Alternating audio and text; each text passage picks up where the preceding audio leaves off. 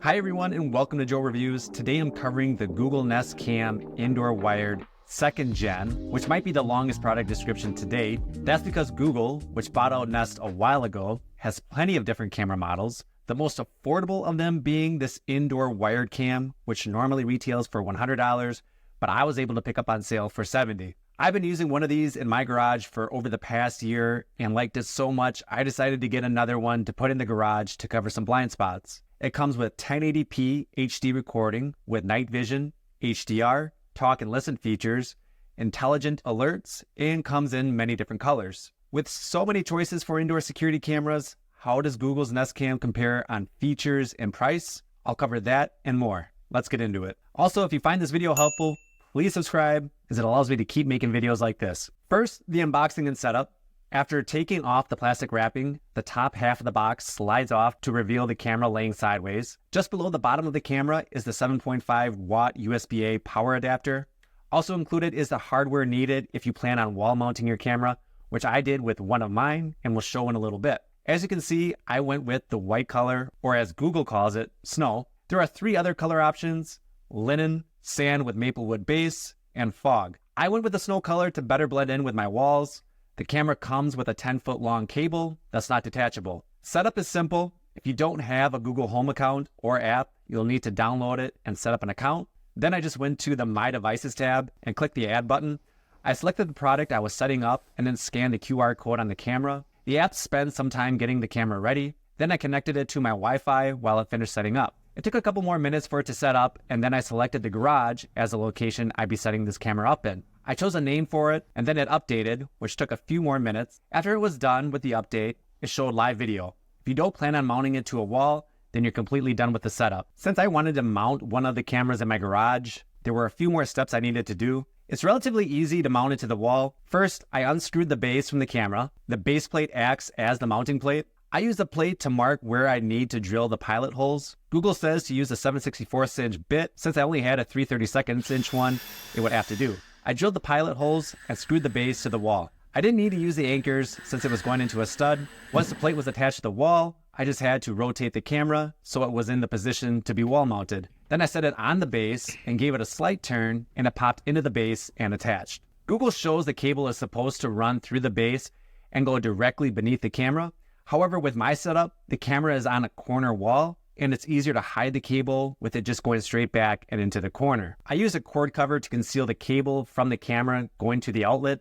I think it ended up working well concealing the cable. Most of the time when I'm in the garage, I can't even see the cable from this angle. Setup was simple, but how does video look? The Nest Cam features a 2 megapixel color sensor with a 135-degree diagonal field of view, which means it provides a wide picture, which is great for capturing a larger area without needing more cameras. If the field of view gets to be too large, it can distort the picture.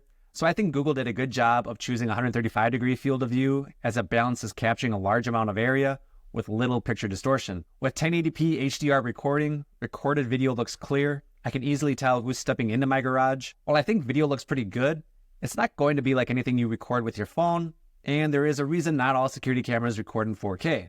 Looking at the settings for video, you can choose high or max for video quality. Difference being that under high quality, it will adjust the resolution based on available bandwidth, which there lies the trade-off of why not all security cameras record in 4K. It just requires that much more bandwidth when transmitting high-resolution video, which can strain your home's network and lead to sluggish performance for other devices connected to that same network. If you have multiple security cameras, outside, inside, doorbell, and etc., they can really slow down your home's network. Google's solution is for the camera to adjust video quality depending on what's available for bandwidth. I think it's a fair trade-off. Video quality is still good, and I wouldn't want performance of my other internet-connected devices to suffer because my cameras are using more bandwidth for higher quality videos. Other than just good resolution, this camera has 6 times digital zoom. While I think it provides a good amount of zoom, you'll definitely lose attention to detail when trying to focus in more on a subject. Depending on how far away, you might lose a lot of detail. As you can see, the level of detail changes from 10 feet, 15 feet, 20 feet, and 25 feet. Night vision on this camera also works well.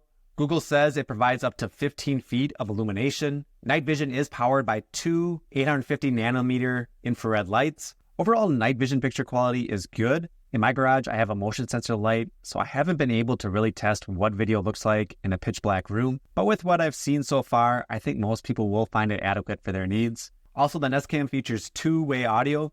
Since the camera has both a speaker and a microphone, you can talk to anyone who might show up or tell your dog to get off the couch if that works. So I just wanted to take a minute and demonstrate what audio sounds like on the Nest Indoor Cam. Since I have mine set up in the garage, I get a lot of echo out here, and it's usually pretty tough to distinguish what people are saying, especially since most people aren't speaking directly into the camera like I am now.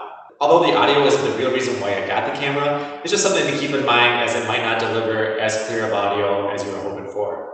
As I mentioned before, I've had one of these cameras for over a year, so I've gotten really familiar with it. One thing that surprised me was how hot the camera itself gets. Now, this isn't really a big deal since it plugs into the wall. It's not like it's burning through battery life. However, it's just something I wanted to point out in case you have one and are wondering, is this normal? You can manually adjust the camera up and down.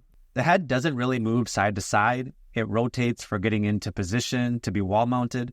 My original plan was to put both of these on the walls in my garage, but when mounted to the wall, the range of motion is limited. The camera really wants to look down more than out. As you can see, this is what the camera sees when I mount it to the wall versus when I leave it on the shelf. For this reason, I left it on the shelf, although it's not in the ideal spot for me.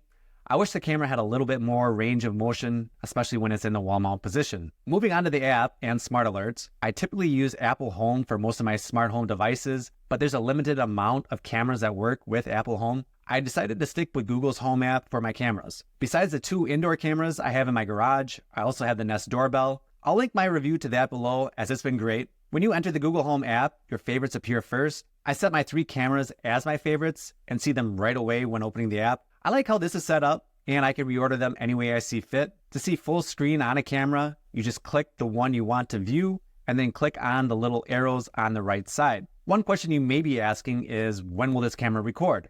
Is it recording 24/7 or during certain events? The answer to this question is it will record certain events you choose, and it can record 24/7, but at a cost. Let me cover the free option first, which is recording events. When you select a camera and click on the 3 dots in the top right corner, it brings you to that camera settings. Clicking the events button brings you 2 options to choose from: seen events and heard events. Under seen events, when the camera sees a particular event, it will record. Your options for recordable events are people, animals, such as dogs and cats, moving vehicles, and any motion. If the camera recognizes one of these events, let's say your dog going by, it will record that. You can also choose whether you receive a notification for that event. I have mine set up so that any motion gets recorded, but I chose not to receive a notification for motion events, as I would get bombarded with notifications every time some headlights shine through my garage window. You can also set an activity zone.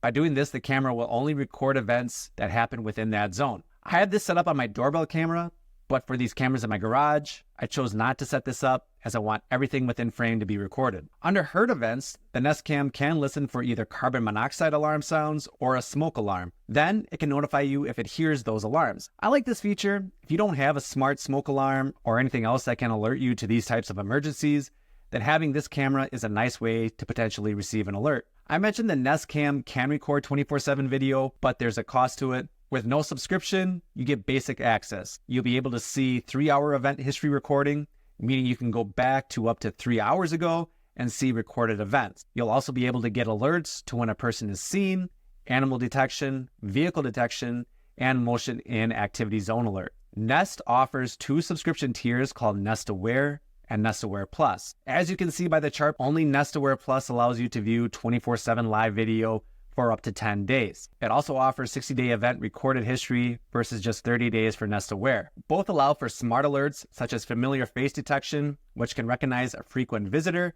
and notify you who has been identified. Also, both allow for the heard events I discussed earlier, such as a fire alarm or carbon monoxide alarm. The familiar face detection, however, doesn't work in all areas such as Illinois.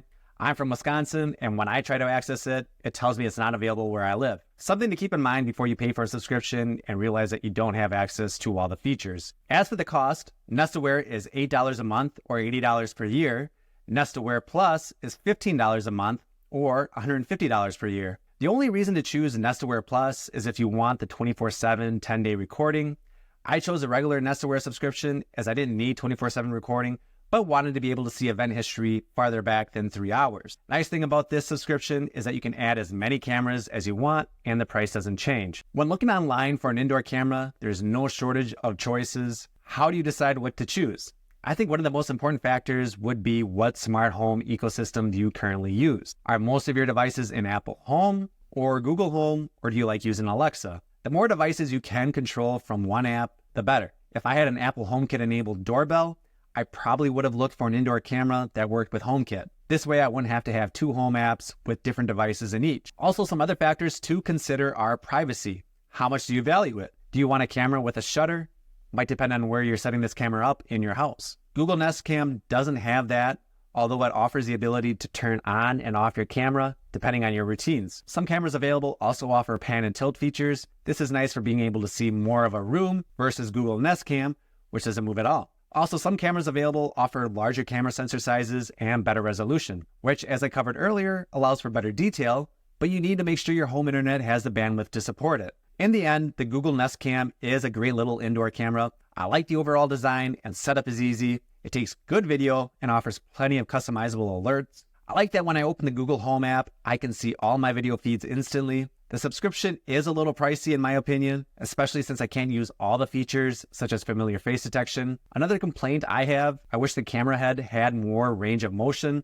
I think it's fairly limited in how far it can move, which is especially noticeable when trying to wall mount it. Also, for the price, it seems a tad high compared to other available indoor cameras on the marketplace with similar specs. However, I find it on sale often, and if you're in the market for an indoor camera, I'd recommend this indoor Google Nest camera. If I had to rate it, I'd give it a 7.5 out of 10. Now that's it for my review. Let me know your thoughts on the Google Nest Cam, and if you have found another camera you think is a better choice. Otherwise, thanks for watching, please subscribe, and I'll catch you for the next review.